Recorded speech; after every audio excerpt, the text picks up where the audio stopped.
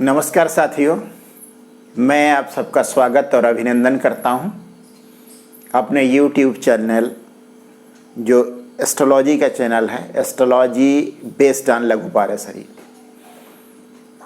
आज बारी है फिर से एक कहानी की। शुरू करते हैं कहानी। एक गांव में एक किसान रहता था। काफ़ी पहले की बात है।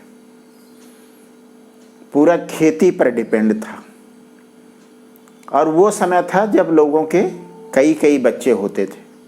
उसके वे 3 लड़के और 2 लड़कियां थी। लेकिन आर्थिक युग नहीं था। बच्चे भले ही कई होते रहे हों, लेकिन उनके शादी ब्याह में कोई परेशानी नहीं आती थी। और ज़्यादातर ये हो जाता था कि लोग अपने किसी रिश्तेदार से संपर्क करते थे, या जहाँ पहले से बच्चों की शादी हुई है उस परिवार में कुछ नए बच्चे जन्म लिए हैं और वो बड़े हो गए हैं, शादी लायक हो गए हैं, वहाँ शादियाँ हो जाती थी। यही तरीका था। ना तो शादी.com था, ना कोई मैगज़ीन थी, ना कोई अखबार था जिसमें विज्ञापन दिया जा सके, लेकिन फिर भी शादियाँ हो जाया करती थी। इतनी महंगी भी नहीं होती थी, लेकिन उस ज़माने के लिहाज से महंगी रहती थी क्योंकि लोगों के पास पैसा नहीं था। तो जैसा होता है, किसान ने पहले अपनी लड़कियों की शादी की। बच्चे उस समय पढ़ ही रहे थे। किसान मेहनत करता रहा और अपनी खेती से बच्चों को पढ़ाता रहा। बच्चे बड़े हुए। जो 2 बड़े बच्चे थे वो पढ़ने में लगनशील थे, उनकी पढ़ाई काफ़ी अच्छी थी। सबसे बड़ा वाला इंजीनियर बन गया, सॉफ्टवेयर इंजीनियर, और बंगलौर चला गया। दूसरे नंबर वाला बच्चा डॉक्टर बन गया और केरल चला गया। वहाँ उसने एक हॉस्पिटल में डॉक्टर का जॉब शुरू कर दिया। तीसरा वाला पढ़ने में अच्छा नहीं था, आवारागर्दी किया करता था, लेकिन बिजनेस में उसकी बचपन से ही रुचि थी। और वो रुचि इस टाइप से थी, बचपन में गांव के आसपास जो मेले लगते थे तो वो गुब्बारों के पैकेट खरीद लेता था, उनको फुलाता था और बांस की एक डंडी में फूले हुए उन गुब्बारों को बांध करके मेला घूमता था, साथ ही साथ वे बेचता भी रहता था। ना तो पिता को यह पसंद था, ना पढ़ाकू उसके भाइयों को यह पसंद था, लेकिन फिर भी वो ये करता था, बावजूद इसके कि उसको कई बार कई तरीके से समझाया भी गया।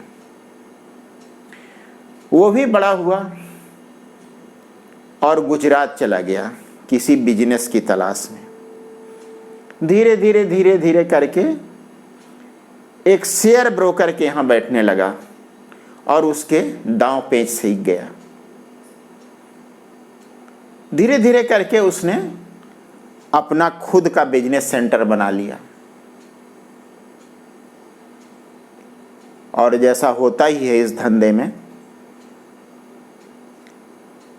आप जब किसी के लिए शेयर खरीदते हैं तब भी फायदा होता है, किसी का शेयर बेचते हैं तब भी फायदा होता है। धीरे धीरे करके वो बहुत बड़ा आदमी बन गया। दीपावली के ठीक बाद का समय था। इंजीनियर साहब और डॉक्टर साहब घर आए हुए थे, लेकिन शेयर ब्रोकर रुका हुआ था दीपावली के दिन की स्पेशल ट्रेडिंग के लिए। उस ट्रेडिंग को ख़त्म करने के बाद स्टॉक एक्सचेंज में 1-2 दिन की छुट्टी थी। इस बीच समय निकाल करके वो भी अब गांव चला आया अपने पिताजी के पास।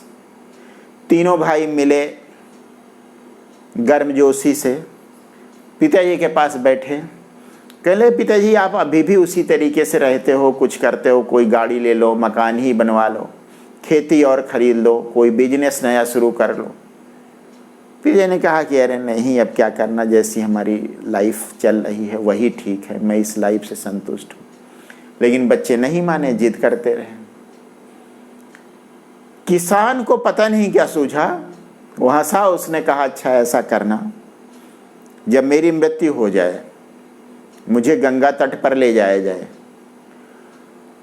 और चिता पर मेरे मृत शरीर को रख दिया जाए।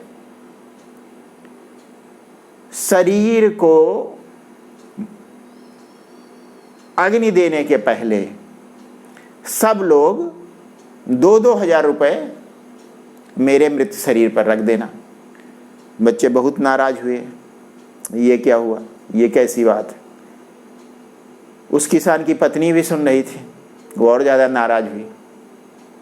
लेकिन वो अड़ा रहा, अगर करना है तो यही करो, नहीं तो कोई बात नहीं। पता नहीं कैसे मूड में था।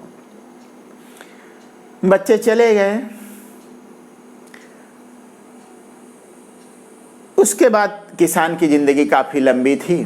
कुछ सालों के बाद वो बीमार हुआ। गांव में लोगों को बीमारियां ज़्यादा नहीं होती, खास करके जिस समय की ये कहानी है तब की, और जब होती है तब उनका ठीक होना मुश्किल हो जाता है। एक तो इलाज की ठीक से सुविधा नहीं मिल पाती है, और दूसरे चूँकि शरीर में ताकत रहती है तो आदमी ओवर कॉन्फिडेंट रहता है, उसके शरीर में कमजोरी के लक्षण भी नहीं रहते। ऐसी कोई बीमारी हुई और किसान की मृत्यु हो गई। बेंगलोर से बड़ा बेटा आ गया जो इंजीनियर था। दूसरे दिन सुबह सुबह केरल से डॉक्टर साहब, उसका तो दूसरा बेटा था, वो भी आ गया। गांव के लोग इकट्ठा हुए, सारी तैयारियां की गईं। उसके बाद मृत शरीर को गंगा जी के किनारे ले जाया गया। गांव के एक आदमी ने कहा कि छुटकाऊ की राह देख ली जाए। छुटकाऊ मतलब सबसे छोटा सदस्य घर का। थोड़ा सा और इंतजार किया गया। उसके बाद लोगों ने राय दी कि गर्मी बहुत है और धीरे धीरे करके मृत शरीर पर इसका असर होने लगेगा, वो अच्छा नहीं रहेगा और जलती हुई चिता के सामने जून के इस महीने में खड़े होना भी मुश्किल हो जाएगा। सारी तैयारियां हो ही चुकी थीं। उसी समय एक बड़ी सी गाड़ी रुकी और वो शेयर ब्रोकर बेटा, किसान का सबसे छोटा बेटा, उससे उतरा। मृत शरीर को अग्नि दी ही जाने वाली थी, दौड़ते भागते हुए पहुंच गया। अब बच्चों के पिताजी की वो बात याद आई, 2000 रुपए मृत शरीर पर रखने। इंजीनियर बेटे ने अपनी जेब में हाथ डाला, 500 रुपए के 4 नोट निकाले और मृत शरीर पर एक लकड़ी के नीचे दबा दिया। मृत शरीर पर रखा, उसके ऊपर एक छोटी सी लकड़ी रख दी। दूसरे बेटे ने जेब में हाथ डाला डॉक्टर साहब ने, और 2000 का एक नोट निकाला और जहां वो पहले से 2000 रखे थे उसी के ऊपर रखकर फिर से उसी लकड़ी से दबा दिया। शेयर ब्रोकर बेटा पहुंचा, उसे भी याद आ गया। उसने अपनी जेब में हाथ डाला और चेकबुक निकाली, उस पे 6000 रुपए का अमाउंट भरा, अपने साइन किए और जहां पर 4000 रुपए रखे हुए थे उसके ऊपर वो चेक रखा और फिर से लकड़ी रख दी। उसके बाद फिर जैसा होना था, वो चेक, वो रुपए, मृत शरीर और लकड़ी अग्निदेव की भेंट चढ़ गए। लोग अपने गांव लौट आए। छोटा बेटा जो शेयर ब्रोकर है, उसकी ये टेंडेंसी राहु की टेंडेंसी है। यदि किसी व्यक्ति के लग्न में राहु बलवान होकर बैठा होगा तब वह इसी तरीके के कृत्य करेगा। झूठ बोलना राहु की आदत है और ये आदत उस व्यक्ति में भी आ जाएगी। भ्रम पैदा करना राहु की आदत है, यह उस व्यक्ति में आ जाएगा। और कई रंग के कपड़े पहनना यह भी राहु की आदत है, यह उस व्यक्ति में आ जाएगा। ये कहानी यहीं खत्म होती है। अब आप जब भी किसी ऐसे व्यक्ति को देखें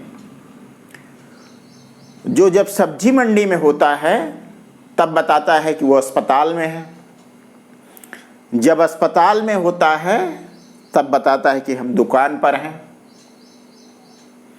तब समझ लीजिए कि उस व्यक्ति के लग्न में राहु बैठा हुआ है। इसी तरीके से बीच बीच में मैं ग्रहों को किसी कहानी से रिलेट करके आपको समझाऊंगा और तब बहुत आसानी से चीज़ें आपकी समझ में आ जाएंगी। बहुत बहुत धन्यवाद। मेरे चैनल को सब्सक्राइब करें, शेयर करें। यदि अच्छा लगता है मेरा कथन उसे शेयर करें और लाइक भी तभी करें जब वो अच्छा लगता हो। आप सबको एक बार फिर से बहुत बहुत धन्यवाद।